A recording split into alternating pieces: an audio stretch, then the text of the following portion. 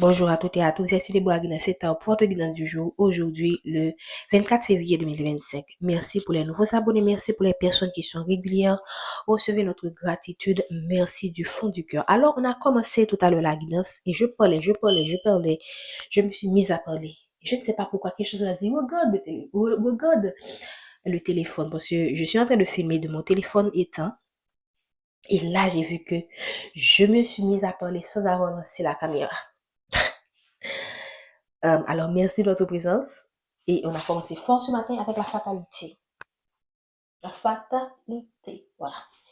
N'oubliez pas de prendre les messages avec du recul, faites preuve de discernement. La vidéo est temporelle et préférée à partir du moment où vous regardez cette capsule. Alors, pour moi, la fatalité, c'est, on voit le feu, on voit les explosions. Pour moi, c'est quelque chose est, qui vous fait subir des pertes, ok, des pertes d'amis, des pertes financières, des pertes de relations, ok. Et ça m'a rappelé un rêve. Ah, je dois vous dire que je rêve juste. Ok.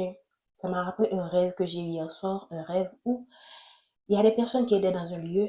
Et moi, je ne sais pas pourquoi, j'ai eu l'impression que, alors avant, dans le rêve, j'avais vu, il y a des personnes qui planifient de s'en prendre à ces gens. Et j'ai eu l'impression que il préparait effectivement une explosion. Je ne sais pas comment certaines personnes, mais j'ai vu certaines personnes de ces endroits être avisées, excusez-moi, et avant même que l'explosion, comment dire ça, se déclenche, ces gens se sont déplacés et en cours de route, il y a eu cette explosion et certaines personnes se sont brûlées. Parmi ces personnes, j'ai vu une dame, ses habits ont pris feu et j'ai vu un homme qui aussi, ou une autre personne, c'était pas clair son sexe, qui aussi avait ses habits en feu. Et ils ne savaient pas comment éteindre le feu et ils se sont embrassés. Et le feu s'est éteint. Donc, pour moi, en général, quand je fais des rêves d'explosion, ce sont des conflits, en fait. Ça peut être un conflit, mais un conflit tellement euh, violent que ça peut vous affecter. Ça peut concerner plusieurs personnes dans votre entourage. Et je pense que pour certaines personnes d'entre vous qui sont connectées avec leur guide, leur ange et leur moi supérieur, vous aurez l'impression qu'il va y avoir quelque chose qui va être grave, qui va se passer. Vous aurez cette intuition et vous allez vous déplacer. Cependant, cela ne veut pas dire que cela ne, le fait de vous déplacer ou le fait d'éviter certaines situations, ça va moins vous affecter, mais vous serez quand même touché. Ça peut être un conflit professionnel qui implique plusieurs personnes, une situation qui n'a pas été bien gérée et qui va avoir des conséquences graves, même sur votre carrière.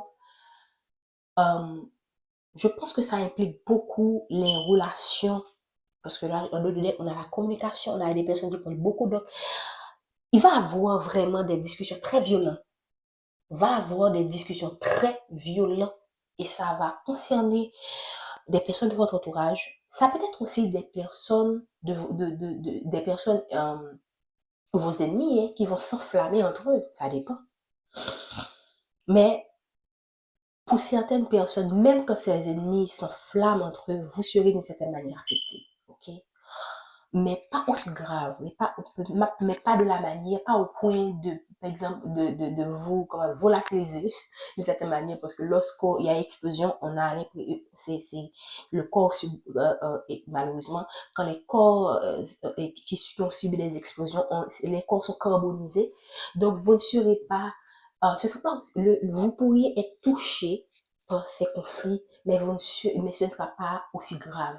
Probablement que vous devriez faire preuve de tempérance parce que j'ai vu un homme une autre personne qui a embrassé l'autre personne, les deux étaient en feu, mais ils se sont embrassés et le feu s'est éteint. Donc, il va y avoir une sorte de réconciliation. Vous pourriez, même quand le conflit s'aggrave, vous auriez le temps vous auriez, ou du moins, vous auriez cette intuition, comment dire ça, vous serez poussé à aller vers une personne ou d'autres personnes et vous aurez le temps de mettre fin à ces violences verbales, je peux dire. Parce que là, Ça va toucher beaucoup de personnes, mais vous serez touché aussi, mais pas aussi grave que d'autres personnes. Donc, faites attention à ce que vous allez dire, aux mots que vous allez utiliser. Faites attention, ne vous laissez pas affecter par les mots euh, des autres parce que il se pourrait que si c'est des personnes qui vous attaquent particulièrement, sachez que ces gens-là ont pour objectif de vous faire tomber et qu'ils vont chercher des mots que vous allez dire, ils vont faire en sorte, ils vont provoquer un conflit pour faire en sorte que vous sortez de votre sang-froid, que vous perdez votre calme et que vous perdez tout. Voilà. Donc, soyez avisés. Faites attention aux mots que vous utilisez. Faites attention. Ne vous laissez pas tenter par des conflits. Faites attention. Évitez les conflits le plus que possible. Que ce soit un conflit amoureux, même que ce soit un conflit de voisins. Parce qu'il y a des personnes qui peuvent pas vous atteindre parce que ils savent que vous êtes protégé, mais quand il se pourrait que ces personnes de cette manière soient informées de vos faiblesses et que, comme ces gens-là connaissent vos faiblesses, ils savent où toucher pour vous faire réagir, pour déclencher vos émotions. Surtout si vous avez un tempérament chaud, je peux dire. Ok? Donc, faites attention à vos mots, parce qu'on voit quand même la correspondance. Donc, faites attention n'entrez pas dans des combats inutiles. Voilà. Évitez tout combat inutile. Même quand vous savez que vous avez raison, restez calme ou évitez cette personne ou évitez toute discussion.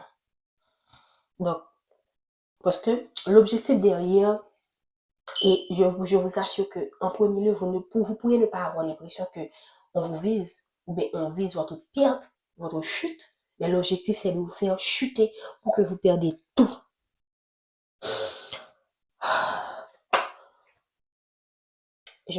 Wow, j'ai dit beaucoup de choses, hein, mais ça m'a rappelé le rêve que j'ai eu hier soir, l'explosion, et je voulais vraiment, je pense que ça concerne pas mal de personnes de cette guidance. Donc, évitez les conflits le plus que possible. Fuyez.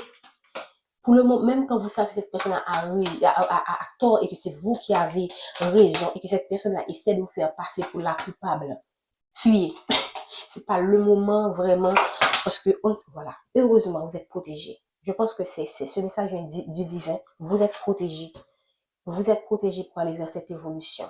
Et ce sont des gens, comme je vous ai dit, qui voient que vous êtes protégés et que Dieu vous protège tellement que peu importe ce qu'il fasse, vous irez vers cette évolution, vers cette transformation, vous irez vers cette réussite-là. Et ils vont créer des situations conflictuelles pour que vous puissiez tomber, pour que vous puissiez, comment dire ça, prendre plus de temps avant d'aller vers cette réussite.